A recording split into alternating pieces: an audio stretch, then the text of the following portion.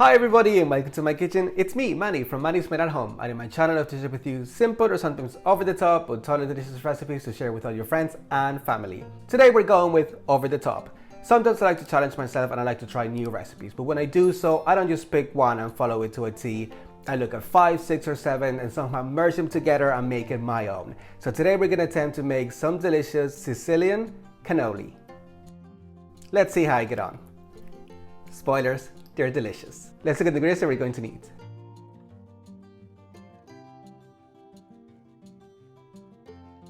Okay, the first thing that I want to do is actually prep my ricotta. Ricotta can be very watery, so we want to drain out some of that water. So I'm just going to put it on a strainer over a bowl and let it sit there while I work on the rest of my ingredients. We want our filling to be nice and spreadable at the end. We don't want it to run everywhere. So I'm going to put this in the fridge and then we can carry on. Okay, we're going to start working on our pastry next. So first of all, I'm going to separate an egg. We're going to use the yolk for our dough mixture, and the whites we can reserve to seal the pastry once it's ready. For my pastry, I've decided I'm going to make everything by hand. I don't want to get any machinery out and have to wash it out later. I may come to regret it, but we'll see. So first, I've got some flour in a small bowl, and I'm going to go in with some sugar. And also I've got some spices for a bit of flavor. I've got some cinnamon and a little bit of cocoa powder. And I'm just going to mix that together with my fork. I've seen very many different versions of this recipe. Some add some instant coffee powder here as well for that rich flavor, but I didn't want it to be too overpowering, so I think the chocolate and the cinnamon will be perfect. And once that's all nicely mixed in, I'm gonna go in with some lard. I do believe lard is a traditional ingredient to use here, but if you didn't have it, you can go with some butter. I always say that when I'm making dough, when I'm making pastry, I like to go in with my hands to feel how my dough is coming along. Okay, I've got my lard now evenly distributed. I've got nice little flakes here. I've made a little bit of a well in the center, and I'm gonna go in with my wet ingredients now. So I've got my egg yolk here. I have some water and some white wine vinegar. A lot of the recipes that I've seen call for Marsala wine. I've looked everywhere and could not find it, but a nice substitution is white vinegar. Just try to get one that doesn't have a very, very strong flavor. And what the vinegar is going to do is going to help to make the pastry nice and bubbly once it's fried. And we go in with our fork and mix everything together, the same way that you would if you were making pasta. Just slowly incorporating in the flour. I can see that a bit of a shaggy dough is forming, so now what I can do is turn out my mixture onto my counter and start kneading it for a couple of minutes. It is looking a bit dry at the moment, but once I start kneading it, I'm pretty sure it's all gonna get nicely incorporated. We're gonna knead it for about 5 to 10 minutes, and we want a nice and smooth ball of dough. My dough looks completely different now. It's nice and smooth. It's got a few cracks, but that's okay. And if I press it, it does try to bounce back. So that's exactly what we want. It's not supposed to be a wet dough at all. What I'm gonna do now, the same way that we do with any pasta dough, is I'm gonna wrap it in some cling film, and then we're gonna place it in the fridge to rest for 30 minutes to an hour. Okay, into the fridge for half an hour, so I'll see you in a bit. All right, while I'm waiting for my dough to chill, I'm gonna start working on my filling. I'm gonna be using some pistachios and some chocolate chips in my filling. The pistachios are a little bit large, so I'm gonna crush them down a little bit using my mortar and pestle. Okay, I think this is kind of like what I want. I don't want it to be too powdery, but just a little bit smaller. Okay, so let's go have a look at how our ricotta is doing. All right, so my ricotta didn't actually release as much liquid as I thought, so I think we'll be good with that. So I'm just gonna put it into a bowl and I'm gonna whisk it up a little bit, just get it nice and airy. Okay, that looks like it's very little. I'm not sure how many cannolis I'm gonna get, but to me that only fills 3. So I gotta go and get some more ricotta. Okay, we want it nice and airy, but we don't want to go crazy either. Next I'm gonna go in with some powdered sugar and start mixing it in low speed so it doesn't go flying everywhere. I'm going to divide my ricotta mixture in half, and to half I'm gonna add my chocolate chips and the other half we're gonna have pistachios. Okay, it's just gone half an hour, so let's have a look at our dough. I'm gonna cut my ball of dough in half, and just make sure you keep your other half covered if you're not gonna be working on it. I'm just gonna flatten that a little bit. And then we're just gonna put it through on the biggest setting first. And now I'm passing twice through every setting before I move on to the thinner one. And for some reason, I'm finding that actually this is working better without putting any flour on it. I feel like perhaps my dough was a little bit on the drier side, so adding the extra flour just makes it too dry.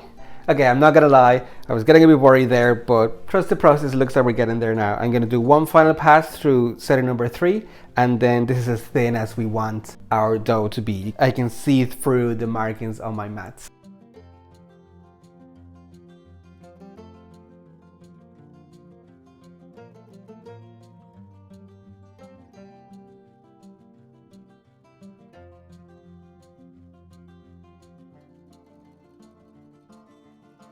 Okay, and I'm gonna go in with my cutter and cut out shapes. Let me just do it with the rest of my dough, and then we'll see when we're ready to put them all together. Okay, we're ready to go now. I've got everything set up. I've got a mixture of oil and lard coming to temperature here where I'm gonna fry my cannolis. I want them to be from around 150 to 160 degrees. And I've got my molds as well, which I'm gonna use to shape my cannolis now. Your cannolis don't have to be exactly the size of your mold, but mine are small enough that actually I think I just about have enough. I'm gonna put it around and then grab some of the egg white that we had from before, and I'm just gonna paint it on and use that as glue. And you wanna press it in well because you really wanna make sure that it sticks. We don't want it to open while it's frying. I only have 6 molds, so that's all I'm gonna do, or that's how big my batches are going to be, but I wouldn't be confident to fry any more than that at the same time, because you wanna make sure that you're keeping the temperature of your oil at the same temperature, and every time you add a new cannoli in, it's gonna drop that temperature, so it just becomes difficult to manage. And I'm not very good at deep frying things. The good news is that they don't fry for long. They're so thin that it'll probably be done within 1 to 2 minutes. Okay, I miscounted. I only have 5 molds, so we're only gonna do 5 at a time. The oil is ready, so let's cross all our fingers and start going in with them. I'm gonna move them a bit when they first go in, and I'm delighted because immediately you can see they're bubbling up. That is exactly what you want. So in about 2 minutes, we'll be ready to take them out. Keep moving them around and flipping them. You want to make sure they get color on all sides. Looks like this one is ready. I'm gonna take it out. When you're taking them out, make sure you're shaking off the excess oil. But I think for our first batch, oh, except for this one, I think for our first batch, we're doing pretty well. Okay, I'm gonna have to let these cool down a little bit before I take out the molds and get my next ones ready, so I'll see you in a bit. Okay, my cannoli have cooled down a little bit now, and I wanna show you a little trick. My molds are kind of pliable, so you can kind of press them in, and this will help to loosen the cannoli out, and hopefully then they will slide off nicely.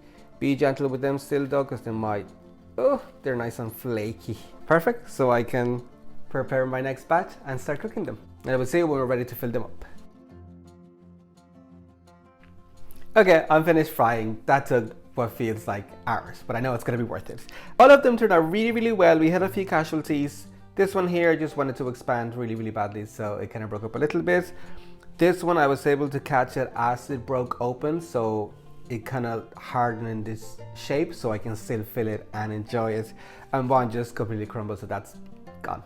The next step is to put some chocolate on the edges of my cannolis. I melted my chocolate in the microwave, so it's nice and runny now. I'm just gonna carefully take my cannolis. Some of these are quite delicate, so be careful with them. I'm just gonna dip the end, just like that.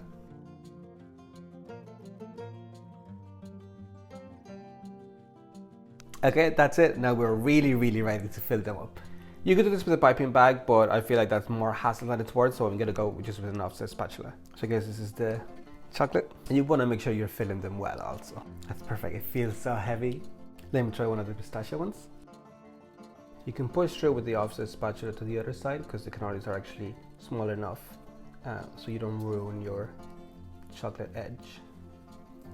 But I mean, they gotta look so beautiful anyway, and they're gonna be delicious. All right, this is the last piece of the puzzle. Let me fill all of them up, and then we can finally give them a try.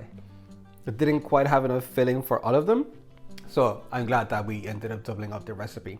You'll probably go triple, and we should have enough for what just we did right now. But I have so much dough left over as well that I'll be eating these for days. But don't worry, the detailed list of ingredients will be in the description, but also at the beginning of the video. So I'm just gonna take them, and basically on the side that doesn't have the chocolate cover, I just have some really finely crushed pistachios, and I'm just gonna sprinkle on the top. And that way, I'm bringing all of the flavors together, and I think it looks so pretty also.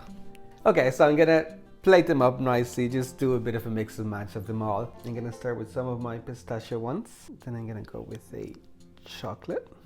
And for the final touch, I'm just gonna hit them with a bit of icing sugar. And that's it, it's been hours in the making, my beautiful cannoli.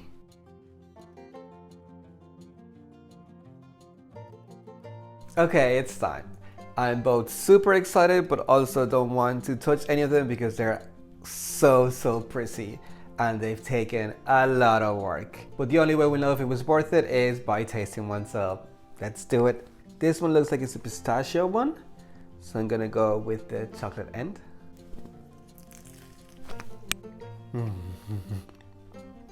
They are unbelievable.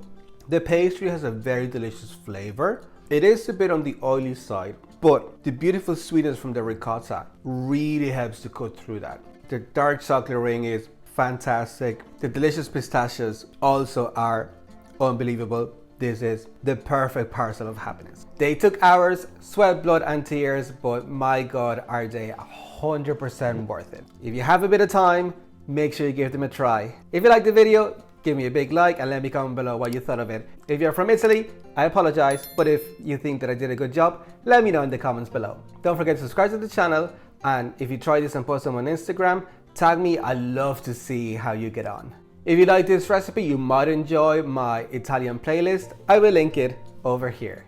With that, I'll leave you for this video and enjoy.